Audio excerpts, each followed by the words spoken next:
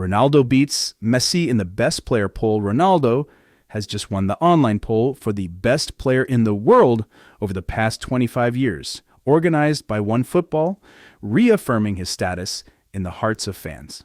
With 52% of the votes, the Portuguese star surpassed Lionel Messi, who received only 48%. It seems fans chose Ronaldo because they wanted to see him take the mic on stage one more time, while Messi just needs one more goal to add another trophy to his collection.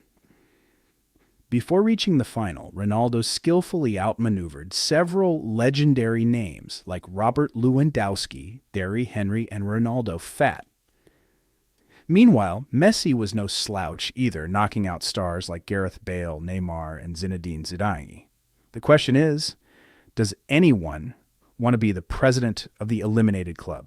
A special highlight of this poll is the massive influence of social media. Ronaldo has hit the milestone of 1 billion followers across all platforms, with over 170.5 million on Facebook, 113 million on X, and about 10 million on Chinese platforms like Weibo and Kuaishou.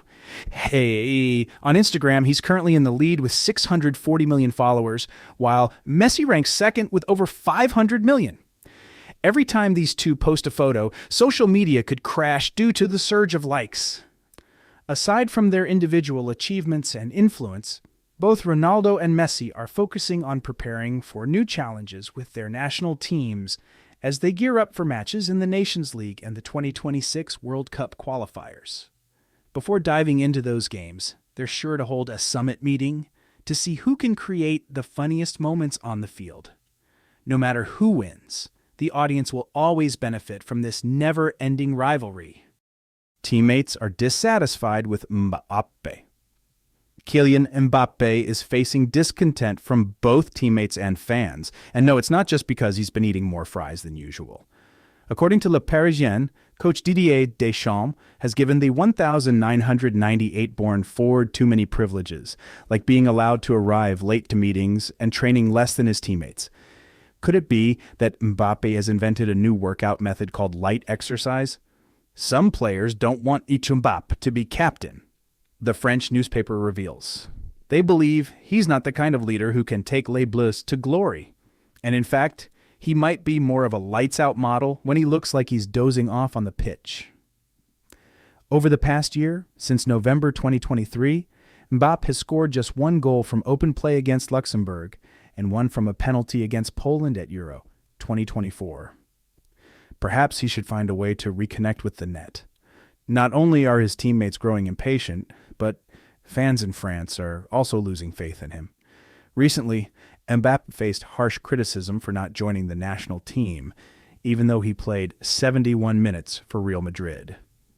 And yet, Coach Deschamps decided not to call him up, feeling that Mbappe wasn't ready. This decision left fans feeling like they just lost their morning pastry. Fabien Banel, spokesperson for the Irrésistibles Français fan group, shared with L'Équipe, "The most notable thing this week is the absence of our captain, Mbappé, and Antoine Griezmann, who was crowned by the fans. We're left wondering if choosing the captain was the right call." He also emphasized, "I'm not the one making the decisions here.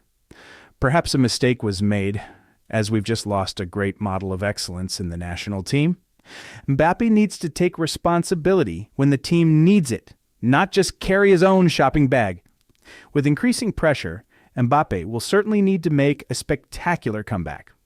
Will he be able to regain his form and meet the expectations of both teammates and fans? Or will he continue to score points in the napping contest on the field? Only time will tell.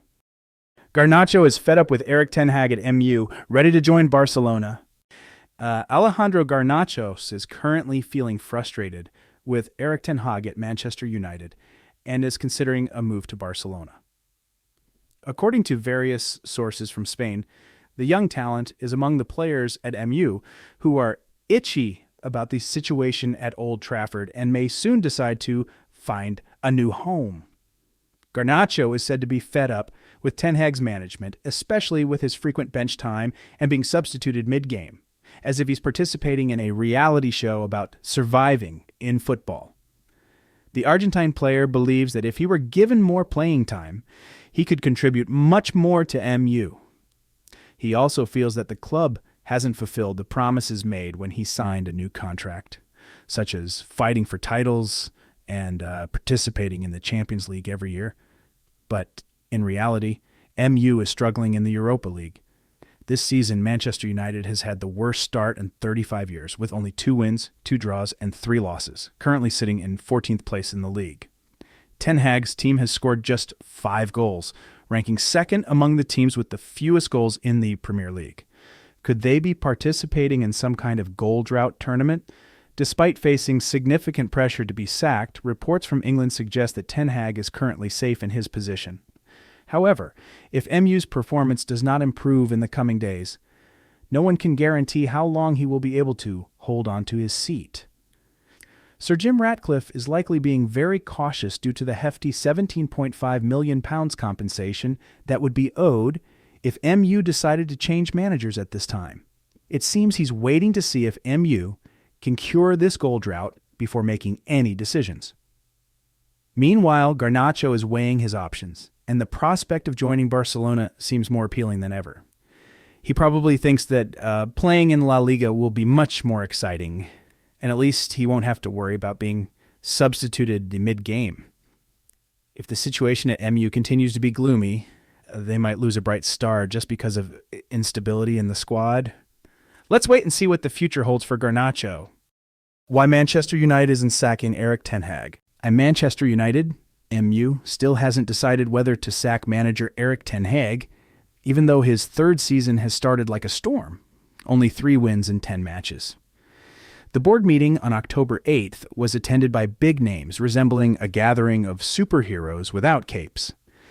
The future of Ten Hag became the main topic of discussion, and no, it wasn't about throwing a party or karaoke night. Sir Jim Ratcliffe, one of the co-owners, declined to support Ten Hag in a previous interview, raising doubts about whether he needs a fortune teller to figure out if he should stay. Notably, Ratcliffe met with several other managers, including Thomas Tuchel, but ultimately decided to stick with Ten Hag. Maybe he thought, why not give Ten Hag another chance? Who knows, he might just discover some magical trick. This meeting featured powerful figures like Joel Glazer, Omar Barada, Dan Ashworth, and even Sir Alex Ferguson, someone you could trust to call upon any deity to help out. Perhaps he planned to hold a prayer session for Ten Hag. Interestingly, Ten Hag wasn't present at the meeting because he believed MU wouldn't sack him during the international break. According to sources from The Sun, he might have decided to take a vacation to recharge while the leaders were discussing like they were auditioning for Survivor Premier League Edition. It's undeniable that MU's financial situation is also a significant factor. Missing out on the Champions League for 2 consecutive seasons could cost the club around £50 million, a sum large enough to buy a new squad or a private jet for the players. Former striker Andy Cole has also come to Ten Hag's defense, stating that winning 2 cup titles can't just be luck. He might have thought, if you can win 2 cups without getting sacked, that's the art of management. If MU decides to replace Ten Hag in the future, Thomas Tuchel is considered the top candidate. Meanwhile, assistant coach Ruud van Nistelrooy could also be in the running, though he might need a treadmill to boost his stamina before embarking on a new adventure. So the future of Erik Ten Hag at MU remains full of surprises. The board may need more time to digest and make a decision, while fans will continue to follow the situation like an engaging soap opera. Let's wait and see. Who knows? A comeback might just be around the corner. Cole Palmer sparks controversy by winning England's Player of the Year award. Recently, the Football Association FA announced the winner of the England Men's Player of the Year award for the 2023 to 2024 season, and the name called out was Cole Palmer, a player from Chelsea. This revelation surprised many to the point where they nearly forgot how to breathe. Palmer triumphed over prominent stars like Jude Bellingham and Bukayo Saka, leaving their fans to wonder, are we in a parallel universe? This award is determined by public voting and is open to all English players who have played at least 50% of matches in top-level competitions from September 2023 to July 2024. Palmer had an impressive record with 27 goals and 15 assists in 48 matches across all competitions. Many are likely asking how he scored so many goals without being transformed into a superhero. However, it's undeniable that he has only had a brief time on the national team. Palmer was first called up in November 2023 and made his debut in a 2-0 victory against Malta at Wembley. In total, he has represented the national team 9 times, including 2 starts and 5 appearances from the bench. Some even joke that he should ask for a VIP seat for his next call-up. Despite struggling to secure a starting spot for the national team, Cole Palmer has shone brightly in Chelsea colors. In the 2023-2024 season, he not only scored goals but also provided numerous assists to help the team. Particularly in the 2024-2025 season, Palmer continues to showcase impressive form with 6 goals and 5 assists in 7 matches in the Premier League, directly competing with Erling Haaland in the race for the Golden Boot. Surely, Haaland must be feeling a bit nervous. Am I really about to share the Golden Boot with someone who has played less than me? Palmer's win has sparked considerable debate among fans. Some believe it's a fair decision, as the player had an outstanding season and deserves recognition. On the other hand, many argue that the award should have gone to players who contributed more significantly to the national team. Some have even likened it to giving a pizza trophy to someone who only ate 1 slice, while others polished off the entire pie.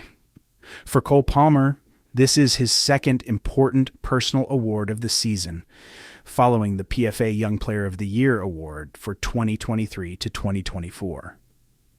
His recognition is not just a milestone in his career, but also a motivation to continue striving and contributing to both his club and the national team. Despite the mixed opinions, Palmer is likely thinking, "At least now I can tell my friends that I have a nicer trophy than their shoes."